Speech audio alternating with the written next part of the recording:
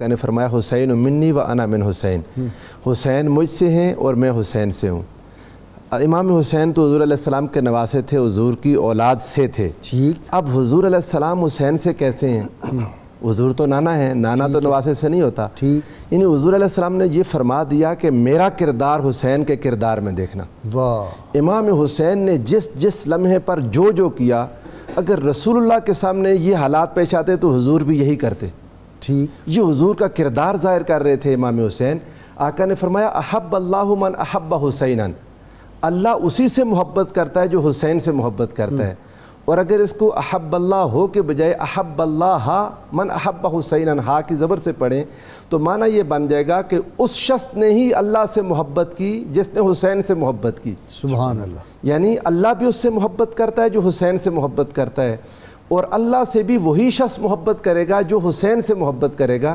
ورنہ ساری عبادتیں اگر حب حسین کے بغیر ہیں تو اللہ کی عبادت اور اللہ کی محبت کنسیڈر نہیں ہوگی۔ اصل میں حب حسین علیہ السلام جو ہے وہ حب مصطفیٰ صلی اللہ علیہ وسلم میں عرض کرتا ہوں، اور جو رسول اللہ سے محبت کرتا ہے وہ اللہ سے محبت بے شک ایسے ہی ہے۔ اور حضور علیہ السلام نے فرمایا حسین سبت من الاسباط، حسین سبت ہیں اسباط میں سے۔ اب اس کا معنی مرکات میں لمحات میں شرح مشکات میں انہوں نے لکھا کہ اس کے 3 معنی ہیں سبت ان کے۔ ایک اس کا معنی ولد الولد، اولاد یعنی پوتا یا نواسا۔ دوسرا انہوں نے ترجمہ لکھا کہ یہ ایک گھنا درخت جس کی بہت شاخیں ہوں، اشارہ یہ تھا کہ حسین کی اولاد بہت زیادہ ہوگی۔ حضور علیہ السلام نے امام حسین کے دشمنوں کو بھی اشارہ کر دیا کہ بے شک سارے مٹا دو، اس کی اولاد نہیں مٹے گی قیامت تک۔ اور تیسری چیز فرمایا، اس میں وہ انا آتا ہے نا کل بے شک وہی ہے، بے شک وہی ہے۔ اور تیسرا معنی یہ بیان کیا انہوں نے، فرماتے ہیں کہ امتن، کہ حسین امتوں میں سے ایک امت ہیں۔ جس طرح سیدنا ابراہیم علیہ السلام کے لیے رب ذوالجلال نے فرمایا ان ابراہیم کان امتن قانتا للہ حنیفا، حضرت ابراہیم علیہ السلام خود بذات خود اکیلے ایک امت تھے۔ اور چونکہ سیدنا ابراہیم علیہ السلام کا جو قربانی کا مشن تھا، جس نے اس کی تکمیل کرنی تھی، اسے بھی اللہ رب العزت نے پوری ایک امت بنا دیا۔ سارے لوگ ایک طرف، اگر امام حسین اکیلے بھی ہوں تو وہ پوری امت ہیں، اور کل قیامت کو جب اٹھیں گے تو اسی عزت احترام اور اللہ کی طرف سے شرف کے ساتھ اٹھیں گے جیسے کسی ایک کی امت ہوتی ہے۔ اب حضرت ابراہیم علیہ السلام کو جب امت کہا گیا، یعنی ان کو امام کہا گیا رب ذوالجلال نے، کہ ایک تو فرمایا کہ ان ابراہیم کان امتن، اس کا معنی بیان کیا، کہتے کان امامن فی الخیر۔ امتن کا معنی کیا ہے کہ بھلائی کا راستہ دکھانے والے تھے، ان کے بعد بے شمار دنیا ان کے راستے پر چلے گی۔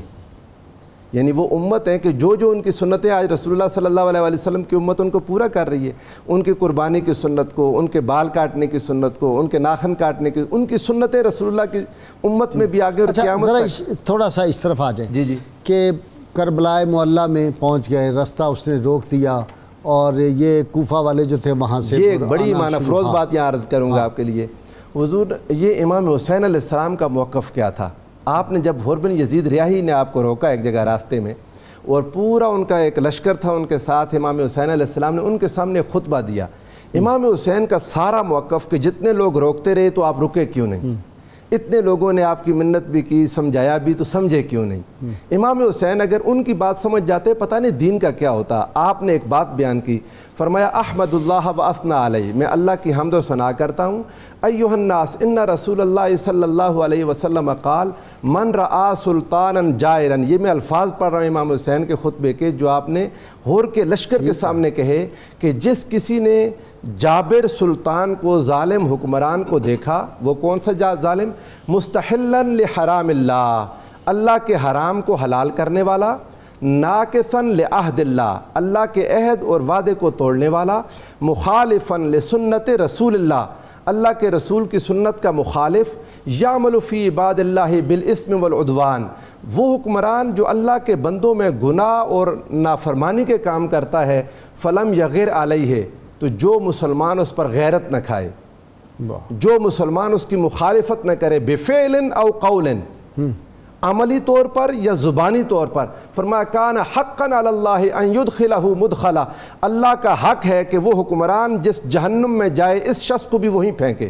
اللہ، آپ نے فرمایا الا وان ہؤلاء قد لزموا طاعۃ الشیطان، خبردار یہ جو لوگ اس وقت تخت پر بیٹھے ہوئے ہیں انہوں نے شیطان کی اطاعت کو لازم کر لیا اپنے لیے۔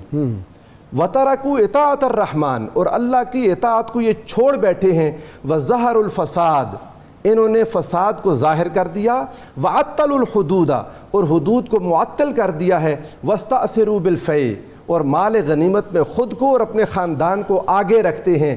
وَحَلُّوا حرام اللہ، اللہ کے حرام کو حلال کر بیٹھے ہیں۔ وَحَرَّمُوا حلالا، اور اس کے حلال کو حرام کر بیٹھے ہیں۔ فرمایا میں اپنی زندگی کے آخری لمحے تک ان کا ساتھ نہیں دے سکتا۔